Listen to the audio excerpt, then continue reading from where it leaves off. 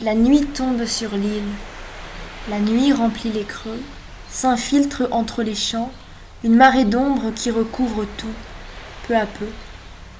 Au même instant, l'île se vide d'hommes.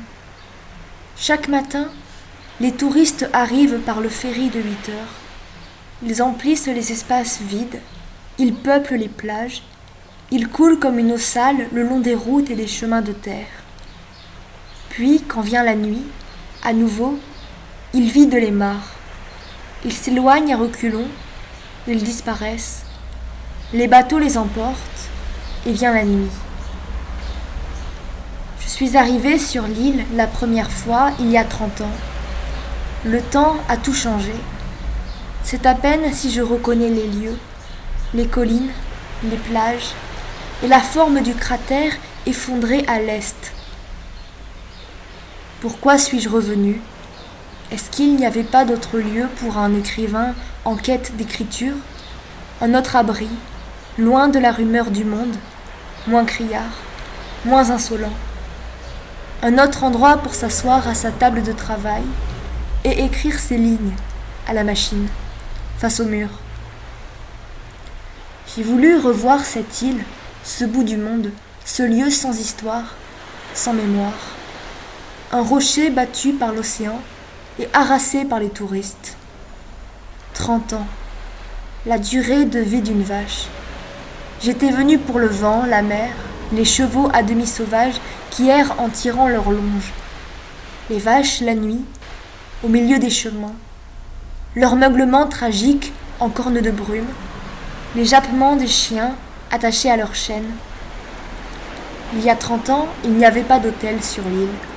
Seulement des chambres à la semaine près du môle et des restaurants dans des baraques en bois au bord de la plage. Nous avions loué une petite maison en bois sur les hauteurs, sans confort, humide et froide, mais c'était idéal. Mary Song avait 12 ans de plus que moi, de beaux cheveux d'un noir presque bleu, des yeux couleur de feuilles d'automne. Elle chantait le blues à Bangkok, dans un hôtel pour touristes fortunés. Pourquoi a-t-elle voulu m'accompagner sur cette île sauvage ? Ce n'était pas mon idée. C'est elle qui en a parlé tout d'abord, je crois bien. Ou elle a entendu quelqu'un qui mentionnait un rocher, sauvage, inaccessible en temps de tempête. J'ai besoin de silence. Ou bien ce fut mon idée. C'est moi qui ai pensé au silence.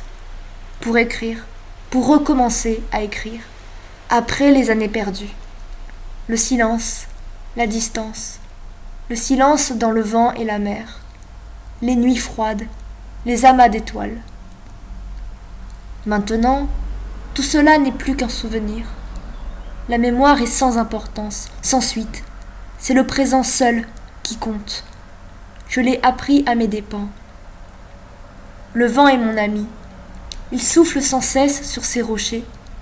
Il vient de l'horizon, à l'est, et bute sur la paroi fracturée du volcan, descend sur les collines et passe entre les murets de blocs de lave, file sur le sable de corail et de coquillages brisés.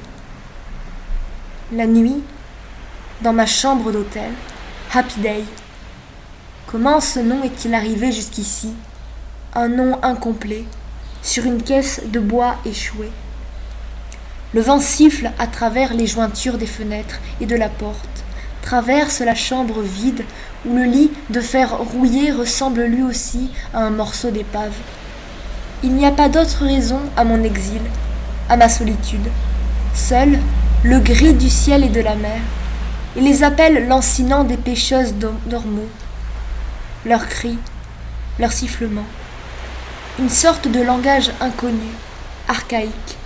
La langue des animaux marins qui ont hanté le monde longtemps avant les hommes.